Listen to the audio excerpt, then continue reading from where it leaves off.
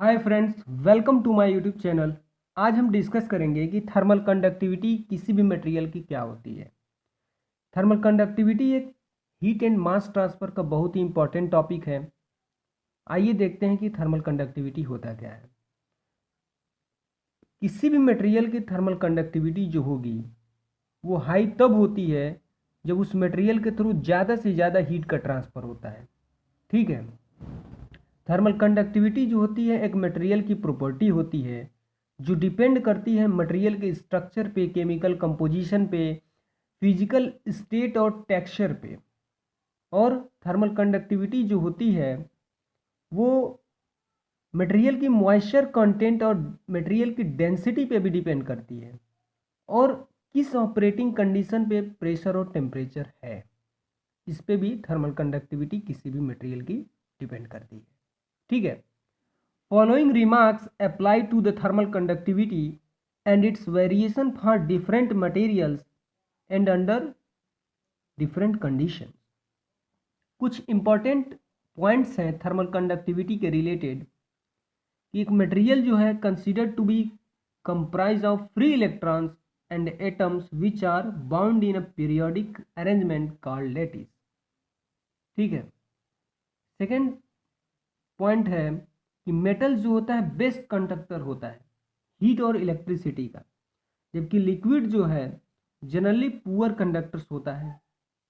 Probably the disorder structure of the liquids and show of the gases is not conductive for transmitting molecular vibration.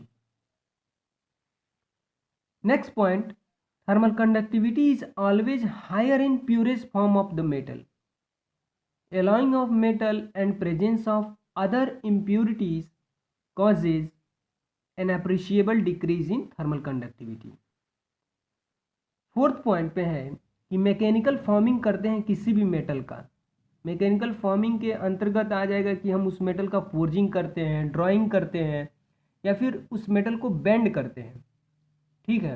या फिर heat treatment करते हैं उस metal का, जिसके कारण थर्मल कंडक्टिविटी में एक कंसिडरेबल वेरिएशन होता है। ठीक है। For instance thermal conductivity of hardened steel is lower than that of annealed steel. Okay. Next point, elevated temperature पे थर्मल वाइब्रेशन जो होता है लेटिस का वो हायर हो जाता है and that retards the motion of free electrons. consequently thermal conductivity of most metals decreases with temperature growth of the metals except aluminum and uranium।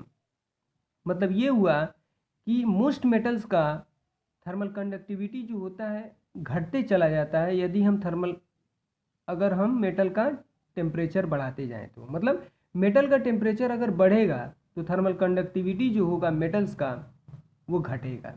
ठीक है। एक्सेप्शनल केस है अल्युमिनियम और यूरेनियम के लिए। Thermal conductivity of aluminium stays almost constant within the temperature range of 130 degree centigrade to 370 degree centigrade. Okay.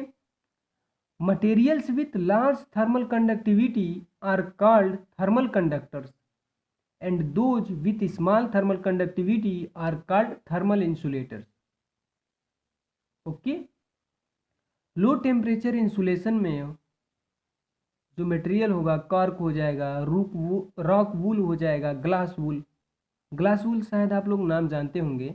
Glass wool जो होता है हमारे घर में जो फ्रिज होता है उसके डोर में लगा होता है थर्मल इंसुलेशन के लिए।